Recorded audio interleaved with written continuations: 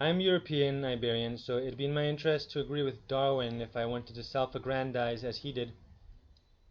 But I am a creationist, so I cannot be racist. I know all races come from the same man, Adam. The atheist liar in the last video said he didn't describe Turks as a hollow race, which is a lie.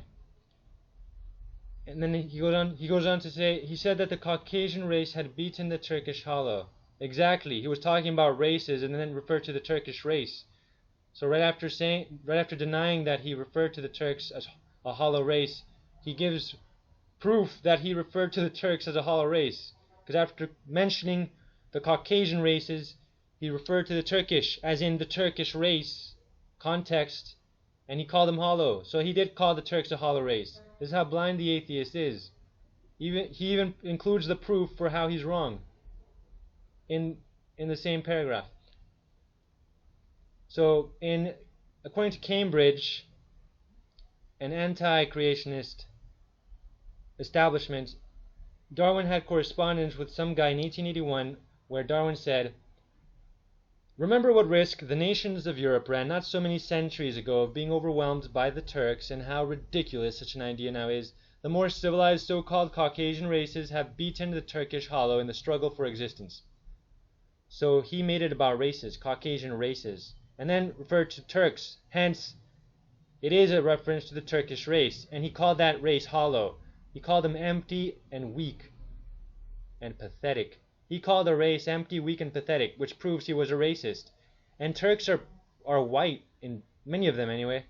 They're light-skinned. So Darwin was pretty damn racist to be racist against fellow light-skinned people who are essentially the same Aryans. Not all of them are, because in Turkey some are Hittite remnants. But anyway. And even Hittites are probably Aryans too. And by Aryan I just mean Indo-European, light-skinned Eurasians. So anyway, then the atheist says, "I'm an atheist. I sure would not mind all those religions gone. They spawn intolerance and zealotry." Said an atheist zealously intolerant of truth, such as that Darwin was a filthy racist, which is a proven fact. So all of these atheists follow a crazy, racist, genocidal maniac idiot who is now in hell, thank God. And if he repented, that would be much better. I would be very happy if Darwin repented, but I don't believe he did. So you were proven to be a liar, not me. The quotes are right there in his book. Anyone can see that. Saying one race exists is like saying the only dog breed is dog. You made a racist of yourself. You believe genes determine intelligence. That's racist. So all macroevolutionists are crypto-racists at least. And atheists in general are macroevolutionists, so most atheists are racist. And this liberal atheist who denies that Darwin was racist because he wants to lie about history to make it fit his liberal agenda, because liberals are supposedly against racism even though they're racist macroevolutionists. That's why he lied about Darwin not being racist. And that's why he also denied that race exists. So I told him this.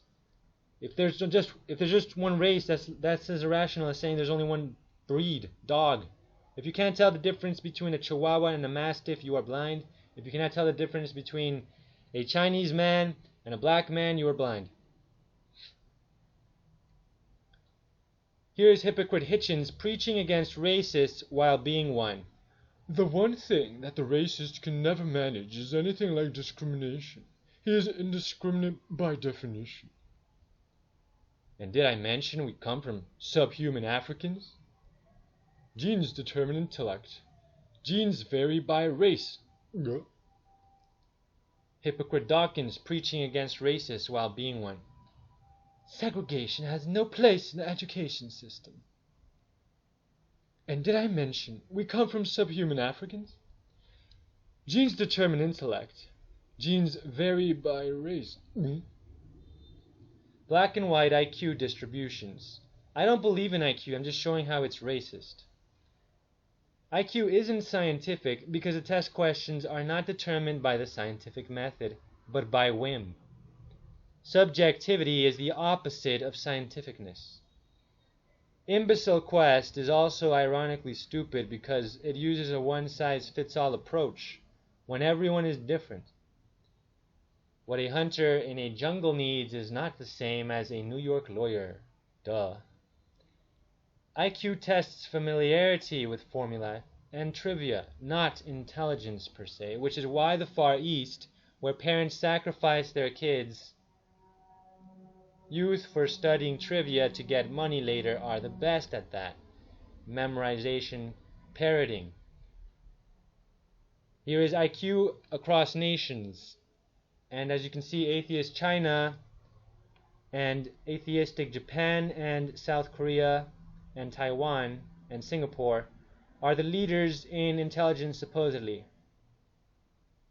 Even though China destroys itself with pollution, even though Japan commits suicide because, and even though South Korea is extremely materialistic and lies about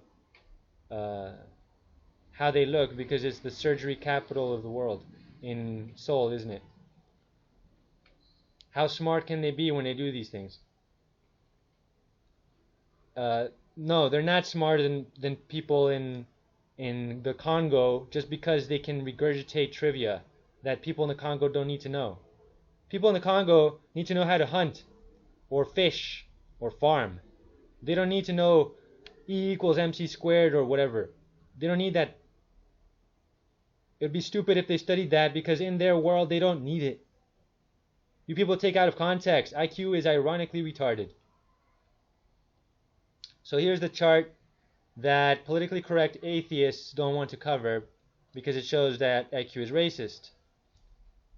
When asked what his IQ was, Stephen Hawking said, "I have no idea. People who boast about their IQ are losers." Are you smarter than a fifth grader and Who Wants to Be a Millionaire are propaganda for materialism, making you confuse the brain with the mind and making you confuse parroting with intelligence. Are they learning or just parroting? A squared plus B squared equals C squared. A gerund is a verb that acts like a noun. James Monroe was our 5th president. What type of wild animal is an ibex? A tribal Papua New Guinean doesn't need to know that. So if they fail here, it doesn't make them stupid. This tests mere familiarity. Here is an actual IQ test question included in an actual IQ test exam, and it's included by whim, not the scientific method, which makes it subjective, which means it's not a scientific test. I teach English in Asia. It'd be stupid if I practiced irrelevance such as this, because that would be wasting my time. Forcing people to learn imaginary numbers and such is as unjust as pushing ballet onto everyone, which teaches a historical culture and improves health. So it's more useful than numbers that don't exist in my life. I know they're useful for people who do some certain things in technology or whatever. They use that and I can benefit from that. That's great, but I don't need to know this to benefit from that. I don't need to know a lot of things, and neither do you need to know ballet to be smart or healthy. So it shouldn't be pushed on us. We shouldn't be forced to do splits, just as we shouldn't be forced to do imaginary numbers. So there's real science, and then there's the moon landings fiction. Here's atheist propaganda saying, religion gave us the Dark Ages, science gave us the Space Age. That's a false dichotomy fallacy between science and my religion, which don't conflict. Notice that Earth has almost the same size as the moon from Earth's point of view, which proves that this is fake. Earth should be a colossal figure in the moon's sky, for lack of a better term, but that's too hard to fake. Earth should be more like this in size from the moon. Not to mention the lack of stars too difficult to fake as well. The lunar surface's brightness is clearly less than a brightly lit kitchen's. So using the brightness of the moon as a pretext for why you cannot see stars doesn't make sense. You can see outside of the door here, despite the blinding light in that kitchen. Brighter than the moon. So compare that to the moon, which doesn't even have an aura. 6 out of 10. If men got to the moon, why not leave a landmark visible from a simple telescope on Earth? Because they can't fake that on the real moon. If man got to the moon, why not establish a base? They have bases in hostile Antarctica, which is far less profitable in the long run if Earth will perish in a while, as they say. I'm not a flat earther, by the way. NASA is of the dragon Satan. Satan lies through NASA. A large leather-bound antique book rests upon the cluttered desk. Open it up. Yes. Look at that figure. It matches that figure, which matches that figure, which matches the fact that Satan is the dragon. It is a reference to Satan once again. Today I may tell you that our goal is now only a few steps off. There remains a small space to cross, and the whole long path we have trodden is ready now to close its cycle of the symbolic snake, by which we symbolize our people. When this ring closes, all the states of Europe will be locked in its coil as in a powerful vice. Well, would you look at that? By the way, if global warming is real, then why do the governments preaching the story show they don't believe in the story by investing in places like Florida and Netherlands? There's real science, and then there are aliens in the imagination and Hollywood propaganda to be continued.